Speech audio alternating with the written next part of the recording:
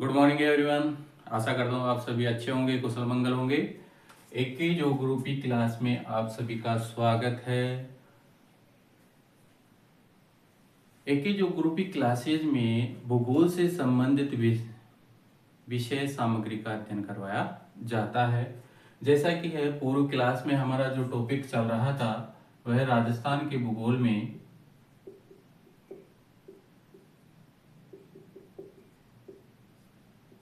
राजस्थान का भूगोल चल रहा था और राजस्थान के भूगोल में हम राजस्थान के भौतिक प्रदेश पढ़ रहे थे।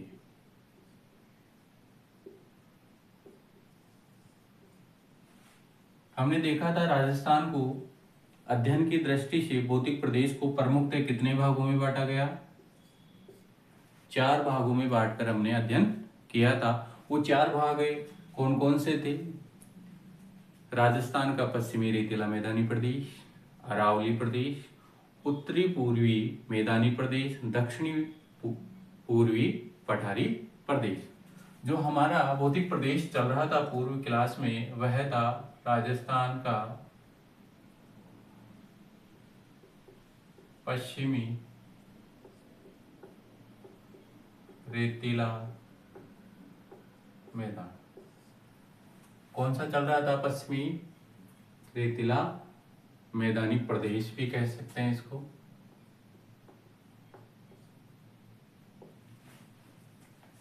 इसके बाद में दूसरा हमारा जो टॉपिक चलेगा वह चलेगा भौतिक प्रदेश में अरावली प्रदेश।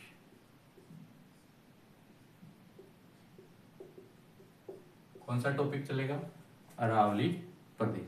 अरावली प्रदेश से पहले जो पश्चिमी रेतीला मैदानी प्रदेश है इसमें 2 लाइन आपको लिखनी है।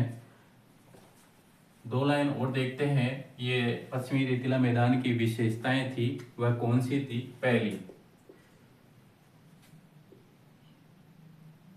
यह है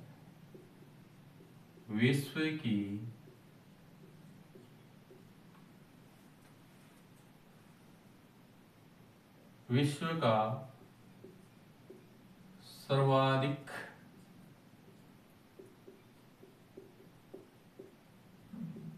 जनसंख्या घनत्व। यह विश्व का सर्वाधिक जनसंख्या घनत्व वाला मरुस्थल है। वह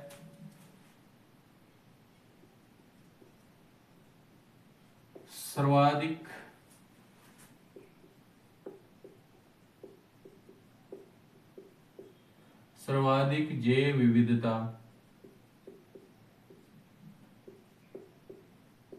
वाला मरुस्थल है।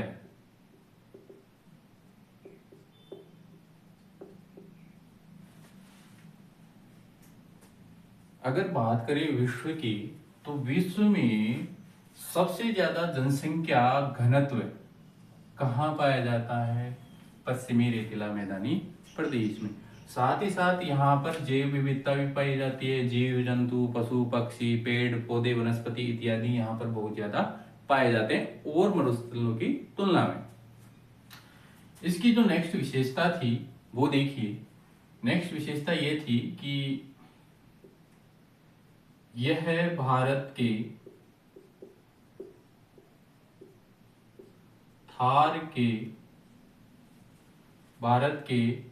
थार के मरुस्थल का भाग है।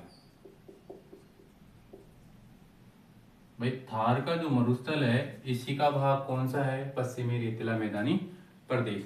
जो ये थार का मरुस्थल है ये देखिए यह है गुजरात में, राजस्थान में, पंजाब में, वह दक्षिणी पश्चिमी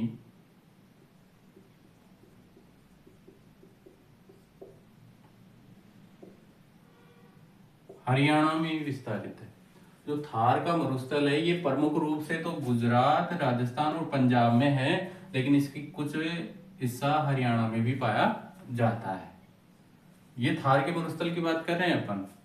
जबकि इस थार के मरुस्थल का भाग राजस्थान में कौन सा है? राजस्थान का पश्चिमी रेतीला मैदानी प्रदेश। ये थी पश्चिमी रेतीला मैदानी प्रदेश की विशेषताएं। अब हमारा जो नेक्स्ट टॉपिक चलेगा वह चलेगा अरावली पर्वतमाला।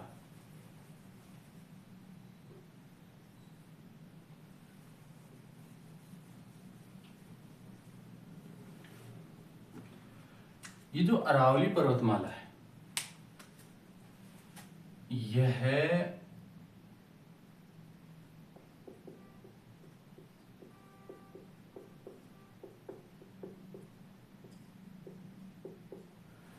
अरावली पर्वतमाला गोंडवाना लैंड का अवशिष्ट रूप है।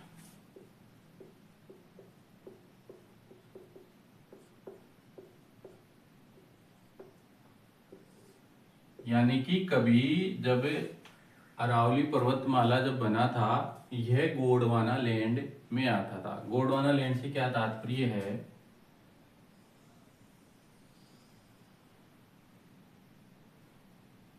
प्री कैम्ब्रियन के समय के बाद में और कार्बोनिफेरस युग में जब पृथ्वी जो पेंजिया अवस्था में थी, पेंजिया का दो भाग टूट गए। जो उत्तर का भाग था उसे अंगारा लैंड कहा गया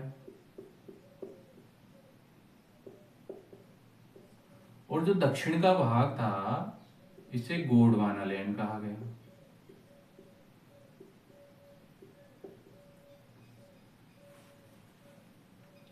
और मध्य के अंदर जो जलीय राशि थी इसे तैतीस सागर कहा गया।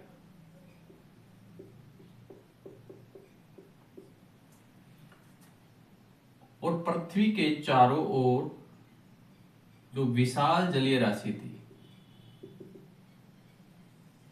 विशाल जलीय राशि, इसे पैंतालासा कहा गया।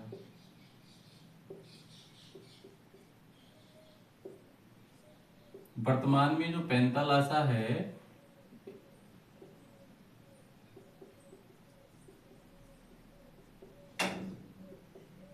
ये प्रशांत महासागर का ही भाग है। किसका भाग है? प्रशांत महासागर का ही भाग है। तो जो अरावली पर्वतमाला है यह किसका भाग है? गोंडवाना लैंड। तो आज तो अरावली पर्वतमाला जैसे कि हमने पूर्व में देखा था, राजस्थान का जो विस्तार है यह है 23 डिग्री 3 मिनट नॉर्थ से 30 डिग्री 12 मिनट नॉर्थ, ये राजस्थान का अक्षांशीय विस्तार है। जबकि कार्बोनिफेरस युग में जब गोंडवाना लैंड था यह विषुवत रेखा 0 डिग्री अक्षांश के दक्षिण में था। तो धीरे धीरे प्लेटें ऊपर खिसकी, ऊपर आई और गति की, तो गति से आज जो अरावली पर्वतमाला है ये राजस्थान में इसका विस्तार कहां से कहां तक है? 23 डिग्री से ऊपर की ओर है।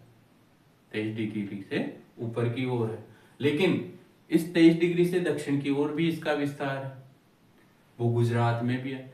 तो कहने का तात्पर्य यह है कि आज जो अरावली पर्वतमाला है यह विषुवत रेखा के उत्तर में है, जबकि यह भाग किसका है? गोंडवाना लैंड का। अब देखिए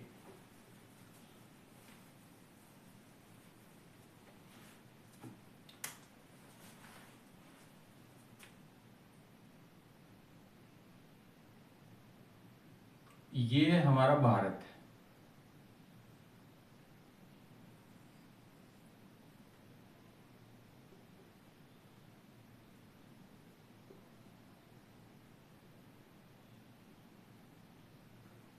ये भारत है। भारत का पूर्वी हिस्सा है गुजरात, गुजरात के बाद में ये राजस्थान,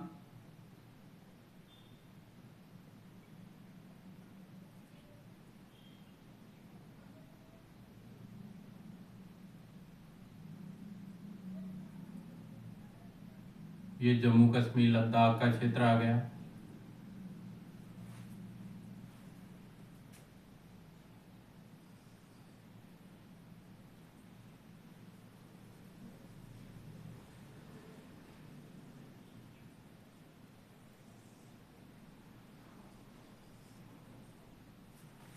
ये राजस्थान का पश्चिमी हिस्सा है। इस पश्चिमी हिस्से की बात करें तो ये गुजरात है, ये राजस्थान है, ये पंजाब है, और पंजाब के पास में हरियाणा है। तो देखिए ये जो हमारा राजस्थान है,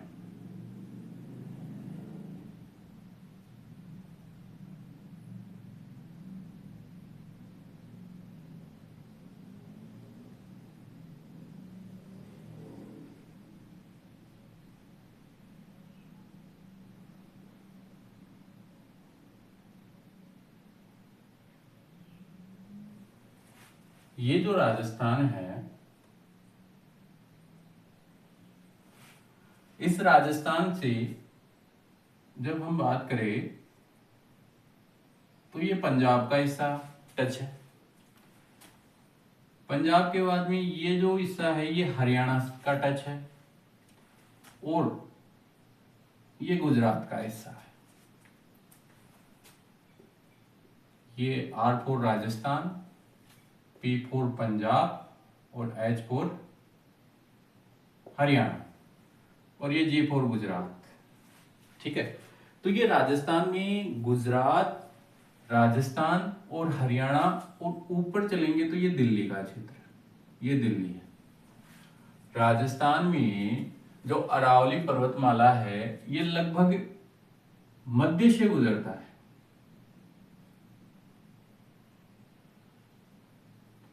कहां से गुजरता है? मध्य से गुजरता है। और इसके बाद में यह जो हिस्सा है ये गुजरात हरियाणा से होता हुआ दिल्ली तक, कहां तक जाता है भाई? दिल्ली तक विस्तारित है। और गुजरात में भी इसका कुछ भाग यहां पर अरावली पर्वत श्रृंखला का हिस्सा है। तो अरावली पर्वत श्रृंखला प्रमुखतः गुजरात में, राजस्थान में, हरियाणा में,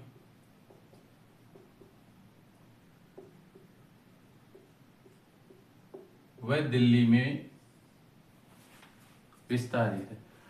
अरावली पर्वतमाला कहां से कहां तक फैली हुई है? यह गुजरात, राजस्थान, हरियाणा और दिल्ली तक। अब देखिए जो गुजरात का जो पार्ट है, ये गुजरात का पार्ट है।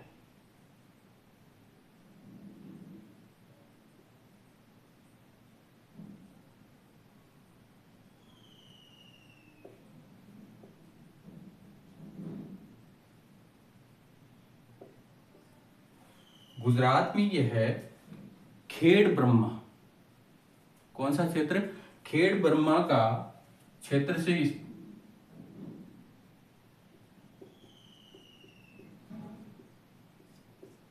खेड़ ब्रह्मा जो पालनपुर में पड़ता है वहां से अरावली की शुरुआत होती है, और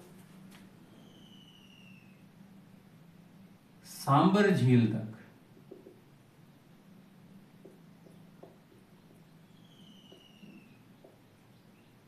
कौन सी झील? सांबर झील, जो कि अब जयपुर में है। तो जयपुर तक खेड़ ब्रह्मा से सांबर झील तक जो यह अरावली पर्वत पाया जाता है यह सतत रूप में पाया जाता है।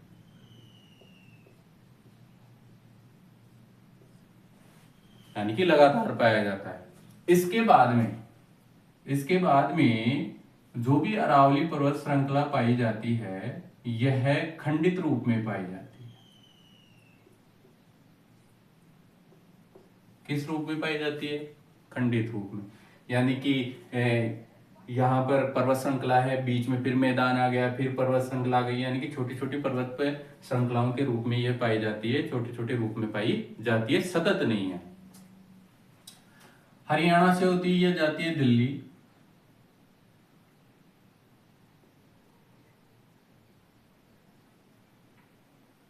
तो इसका विस्तार कहां तक है?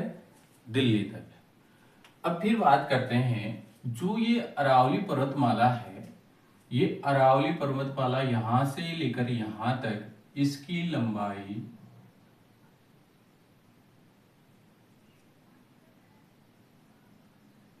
692 किलोमीटर।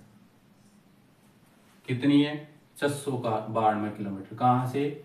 खेड़ ब्रह्मा से दिल्ली तक। और इसकी जो औसत ऊंचाई है, औसत ऊंचाई ये 930 मीटर है। कितनी है? 930 मीटर। लेकिन जब इसका निर्माण हुआ था, अरावली पर्वतमाला का निर्माण हुआ था आज से 60 से 70 करोड़ वर्ष पूर्व, तब इसकी औसत ऊंचाई लगभग 3000 मीटर थी।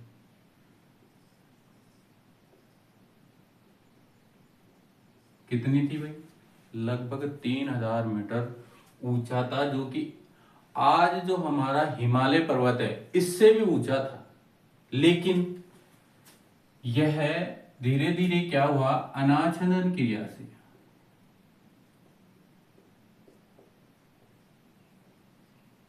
अनाच्छादन क्रिया से, अनाच्छादन क्रिया में क्या आएगा? अपर्दन व अक्षय। अपर्दन और अपक्षय हुआ, जिससे इसकी ऊंचाई धीरे धीरे क्या हो गई? कटती गई और इसकी ऊंचाई कम होती गई। और वर्तमान में यह अवशिष्ट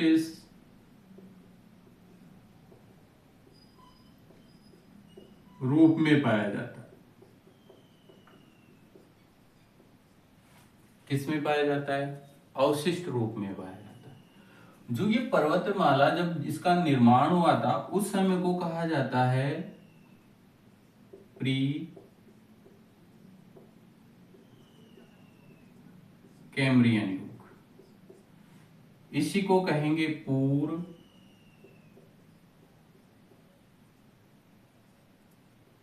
कैम्ब्रियन युग। प्री कैम्ब्रियन युग कह दो, पूर्व कैम्ब्रियन युग कह दो, दोनों एक ही बात। इसका समय था आज से 60 से 70 करोड़ वर्ष पूर्व। कब की बात कर रहे हैं? अरावली पर्वतमाला की उत्पत्ति कब हुई थी? प्री कैम्ब्रियन युग में, आज से 60 से 70 करोड़ वर्ष पूर्व वलित पर्वतमाला के रूप में हुई थी।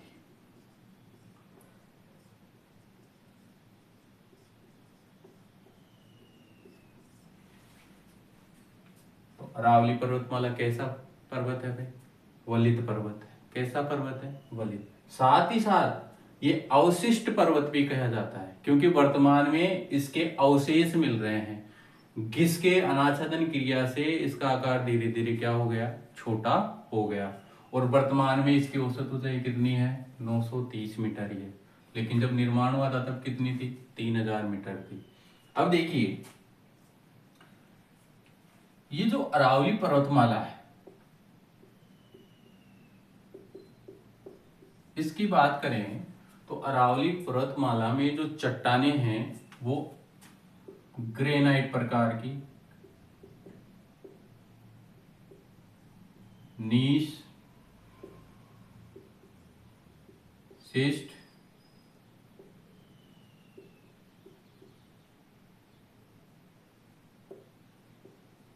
क्वार्टजाइट,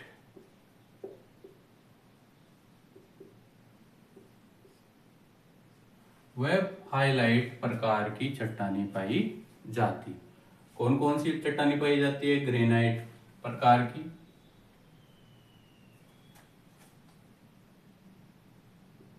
नीश, शिस्ट, क्वार्टजाइट और हाईलाइट प्रकार की चट्टानें कहाँ पाई जाती है भाई? अरावली पर्वतमाला में पाई जाती। अब देखिए, जो अरावली पर्वतमाला है, यह अरावली पर्वतमाला की जब बात करें तो ये राजस्थान को कितने भागों में बांट रही है? 2 भागों में बांट रही है। इधर का जो हिस्सा है ये शुष्क है भाई। अरावली पर्वतमाला के जैसे हम पश्चिम में जाते हैं तो पश्चिम का हिस्सा कैसा है? शुष्क मरुस्थलीय है। और जैसे ही पूर्व में जाते हैं तो ये कैसा है? आर्द्र है, मैदानी भाग है। तो दोनों की प्रकृति में क्या है, भिन्नता है। तो अरावली पर्वतमाला क्या करती है, दो अलग अलग क्षेत्रों को विभक्त करती है, एक शुष्क क्षेत्र को, दूसरे अरावली क्षेत्र को। साथ ही साथ यह अरावली पर्वतमाला जल विभाजक का काम भी करती है। किसका काम करती है, जल विभाजक का काम भी करती है। तो ये थी राजस्थान में अरावली की विशेषता। तो लिखिए इसमें विशेषता में सबसे पहले आपने लिख लिया होगा अरावली पर्वत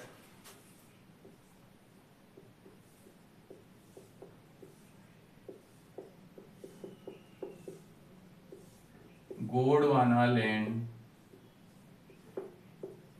का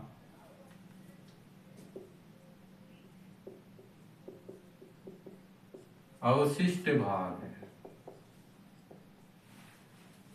ये किसका भाग है, गोंडवाना लैंड का अवशिष्ट भाग है। इसके बाद भी लिखिए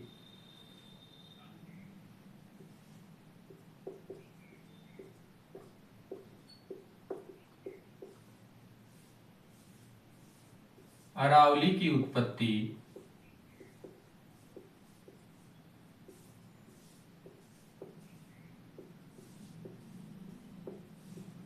प्री कैम्ब्रियन युग ओब्लिक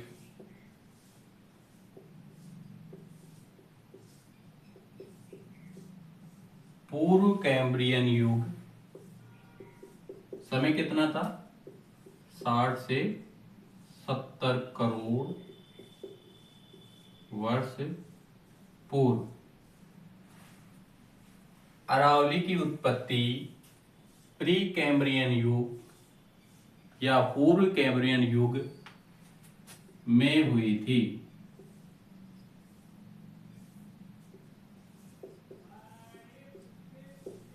कब हुई थी, प्री कैम्ब्रियन युग में हुई थी।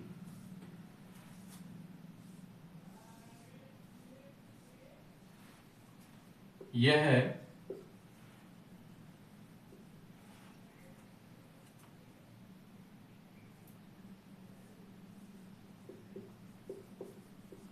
वलित पर्वत के रूप में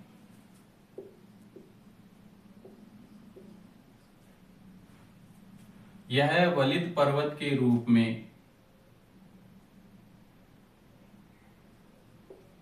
में है,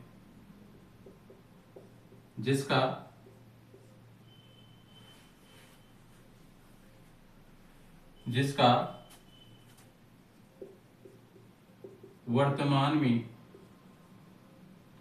वर्तमान छोड़िए, जिसका अनाच्छादन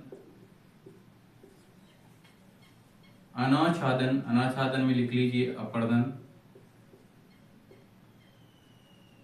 अपक्षय इत्यादि क्रिया से, जिसका अनाच्छादन क्रिया से वर्तमान में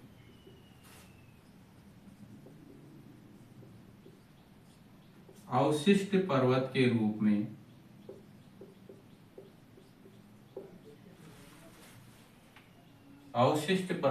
रूप में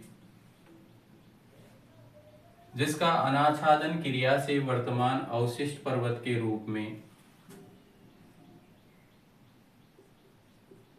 जाना जाता है। तो कहने का तात्पर्य है, जब इसका निर्माण हुआ था तो ये जो पर्वत श्रृंखला थी ये कैसी थी भाई, वलित पर्वत के रूप में। लेकिन आज किस पर्वत के रूप में है, ये अवशिष्ट पर्वत के रूप में जाना जाता है। इसके बाद में देखिए प्री कैम्ब्रियन हो गया,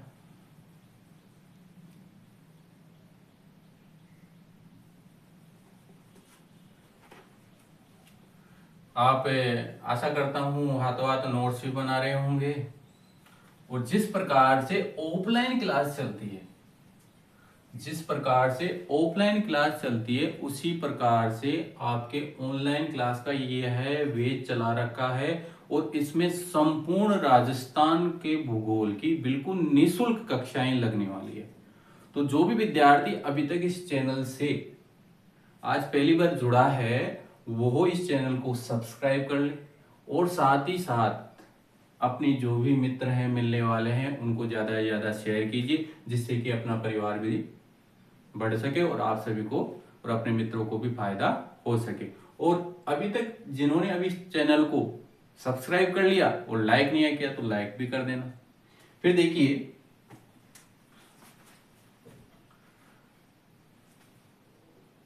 ये जो पर्वत है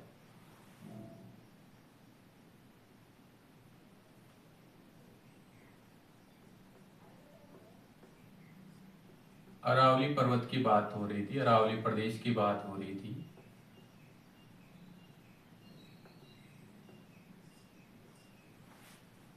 ये जो पर्वत है इस पर्वत के कुछ समकालीन पर्वत भी हैं। एक पर्वत का नाम है अपलेशियन पर्वत।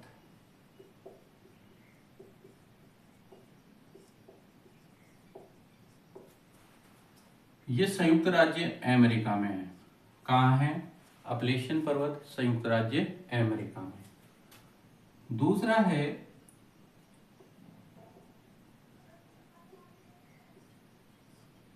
नल्लामलाई पर्वत श्रेणी।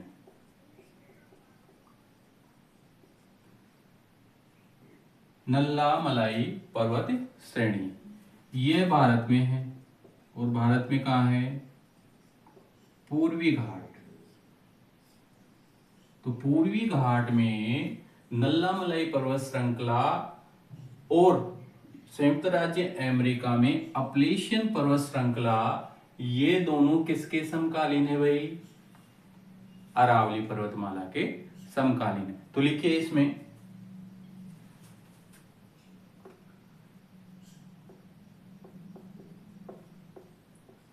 अरावली की तुलना विश्व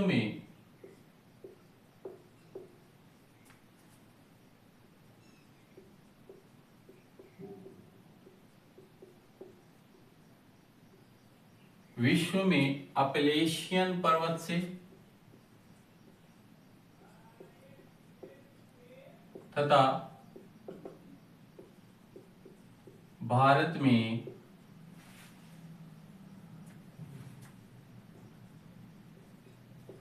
पूर्वी घाट की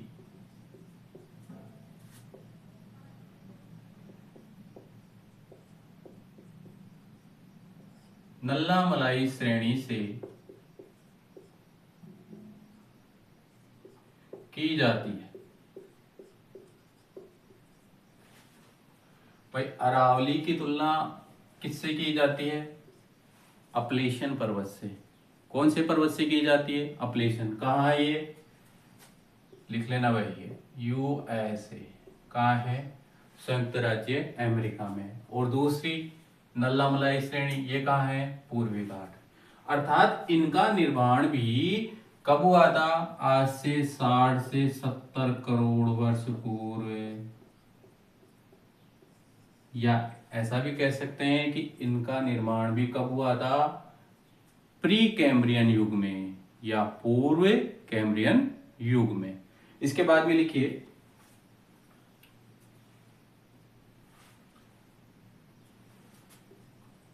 अरावली की कुल लंबाई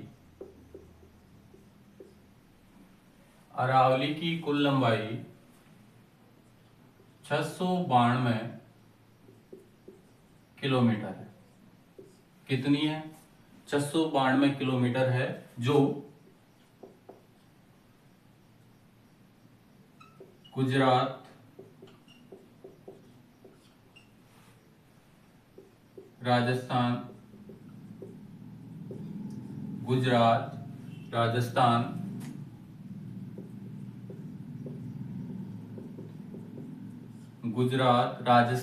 हरियाणा व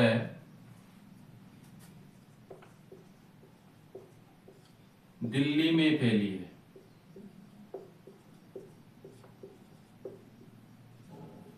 कहां पर फैली भाई? गुजरात में, राजस्थान में, हरियाणा में और दिल्ली में।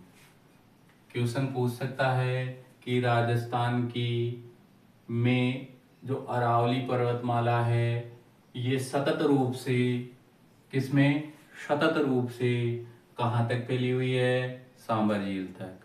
फिर इसके जैसे जैसे उत्तर की ओर जाएंगे तो ये खंडित रूप में पाई जाती है, विच्छेद यानी कि छोटी छोटी पहाड़ियों के रूप में पाई जाती है। इसके बाद में देखिए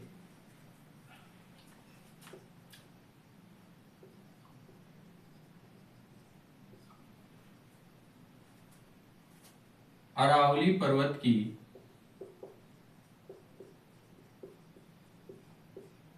औसत ऊंचाई 930 मीटर है। कितनी है, 930 मीटर। लेकिन इसके निर्माण के समय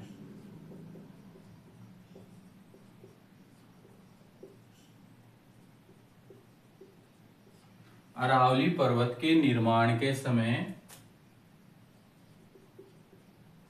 औसत ऊंचाई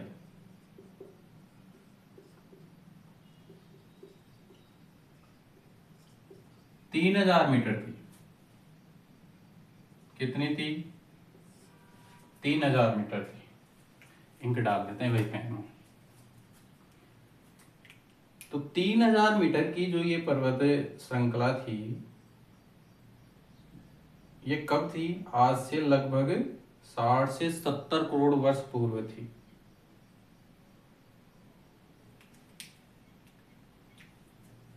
कब थी, आज से 60 से 70 करोड़ वर्ष पूर्व। हो गया, औसत ऊंचाई हो गई। कितनी थी, 930 मीटर थी, जबकि निर्माण के समय इसकी औसत ऊंचाई कितनी थी, 3000 मीटर थी।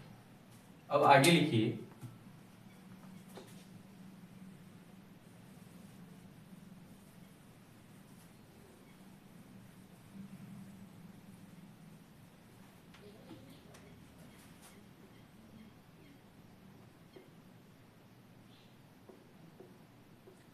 अरावली पर्वत जल विभाजक के रूप में है।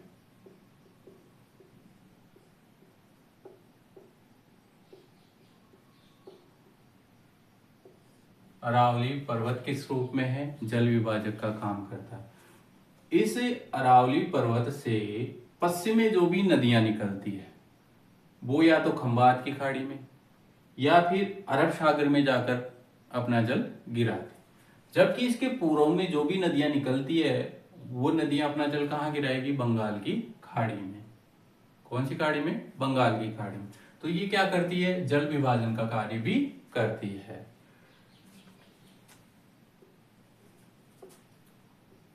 फिर नेक्स्ट लिखिए अरावली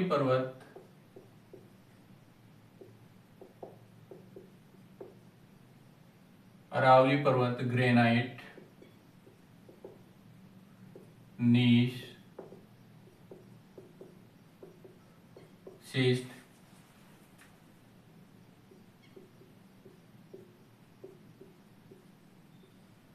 क्वार्टजाइट,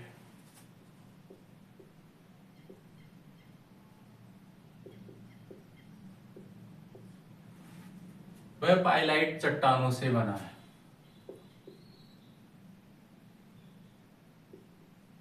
चट्टानों मान लो या खनिज मान लो।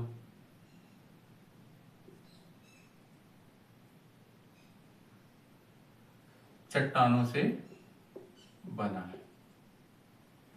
किससे बना है भाई ये, ग्रेनाइट, नीस, शिस्ट, क्वार्टजाइट, पाइलाइट। यहां पर चूना पत्थर बहुतायत में पाया जाता है, लेकिन अलोह तत्व तो यहाँ पर बहुत ज्यादा पाए जाते हैं, लेकिन लोह तत्व की यहाँ पर मात्रा कम पाई जाती है।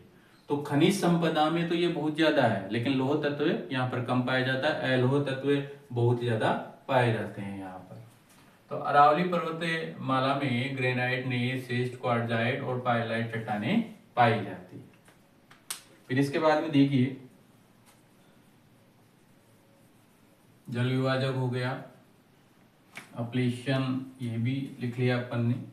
अब लिखिए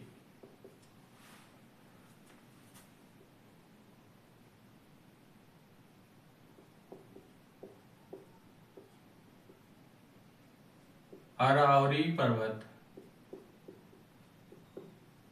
राजस्थान के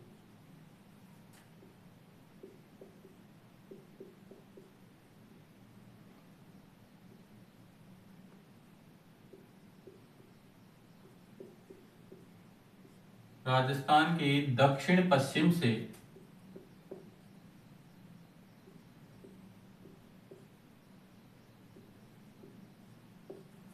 उत्तर पूर्व की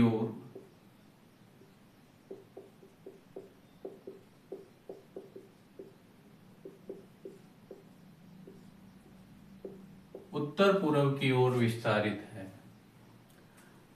देखो, ये दक्षिण है, ये पश्चिम है, ये उत्तर है और ये पूर्व है। तो राजस्थान का जो अरावली पर्वतमाला है ये दक्षिण पश्चिम की दिशा से उत्तर पूर्व की ओर विस्तारित है। अब एग्जामिनर के द्वारा कई बार ऐसा नहीं कि हम यही कहेंगे कि ये दक्षिण पश्चिम से उत्तर पूर्व की ओर ही विस्तारित है, नहीं, ये ऐसे भी कह सकते हैं कि यह राजस्थान में उत्तर पूर्व से दक्षिण पश्चिम की ओर विस्तारित है। तो ऑप्शन में अगर आपको यह नहीं मिले कि दक्षिण पश्चिम आया ही नहीं और ऑप्शन में आ जाए उत्तर पूर्व से दक्षिण पश्चिम, तो ये भी सही है। ध्यान रखना है इस चीज को। कई बार एग्जामिनर थोड़ा सा आगे बदलाव कर देता है प्रश्नों की शैली के अंदर।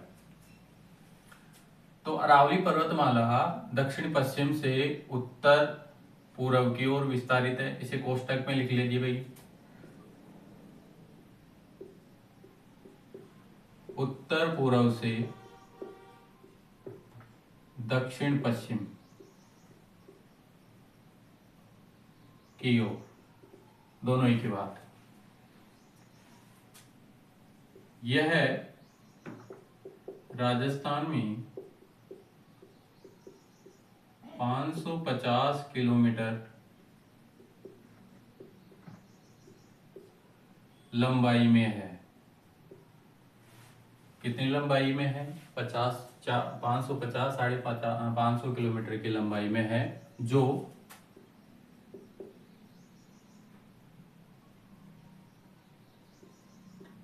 कुल अरावली का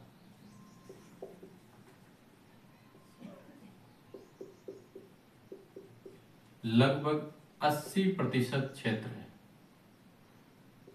कुल अरावली का लगभग 80% भाग है। भाई टोटल लंबाई कितनी थी? 692। और राजस्थान में कितनी है? 550 किलोमीटर। तो इसका 80% है ये। इसका 692 किलोमीटर का कितना परसेंट है? 80% भाग है। अब देखिए,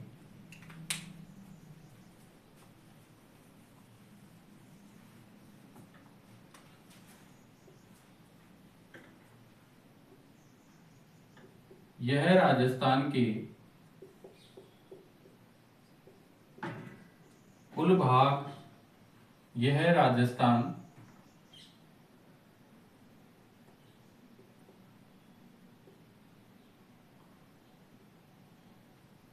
कुल भाग के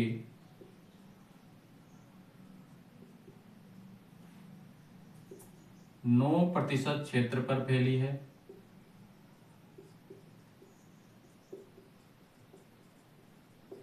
जिसमें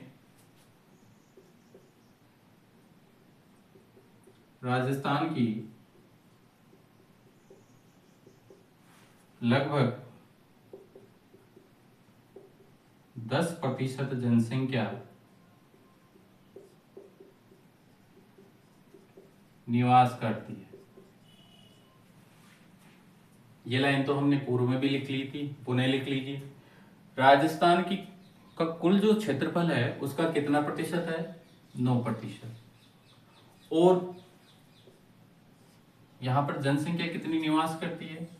10%। ठीक है।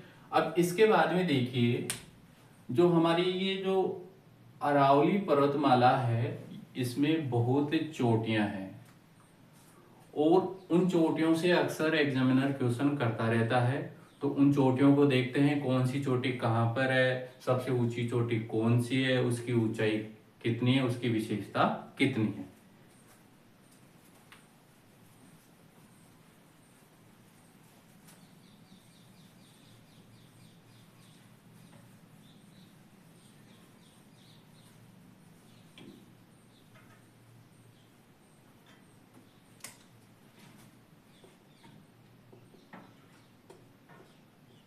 अरावली